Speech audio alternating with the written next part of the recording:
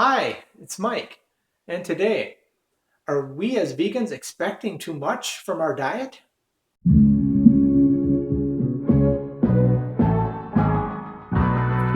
Hi. Yeah, I'm wondering about that.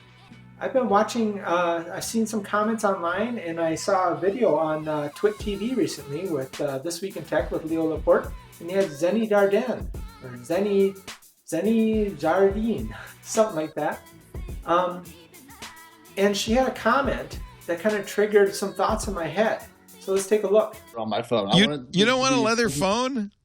I do not want or leather wall. Really, I don't want leather at all. I work out with I can just pass on the entire concept. Yeah, actually, when we know Jenny doesn't, she's a vegan.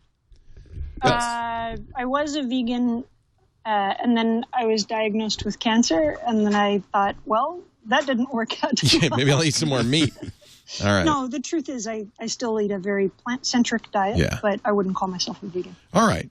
So if you don't know Jenny, she works at boingboing.net. She's an editor there, and she has some ownership in that organization. And she hasn't been a vegan all her life, but at one point in time she decided to be a vegan. And probably for, I'd have to look at the time, but it's probably 5 or 6 years she was eating a plant-based vegan lifestyle. And then she was diagnosed with breast cancer.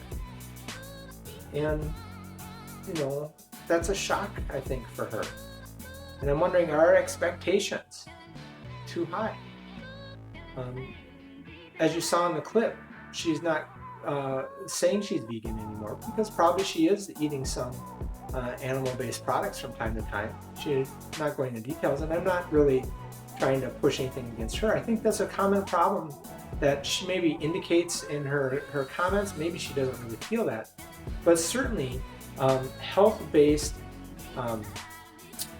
plant-based eaters, people coming to this for their health, might have expectations that if they don't meet those expectations, they might fall back into eating meat.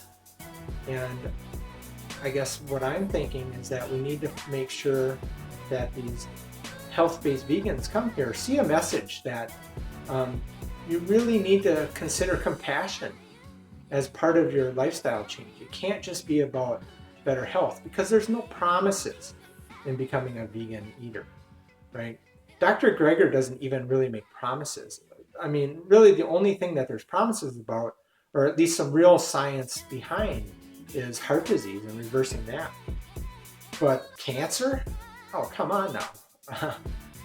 At best, a vegan lifestyle reduces your risk for cancer. But that doesn't mean that it removes the risk, right? You don't become zero risk. There's always going to be risk there. Are our expectations too high?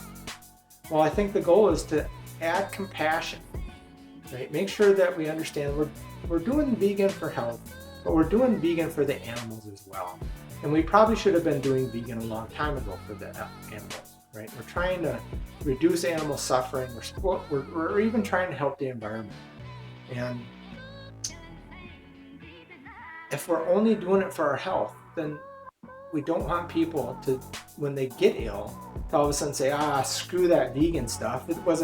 Didn't help me, keep me from getting cancer, didn't keep me from getting arthritis, didn't keep me from getting a slip disc in my back, all this stuff. So we don't want to do that. We don't want to stop with that stuff. So let's make sure that people stay vegan as long as possible. Compassion is the way to win.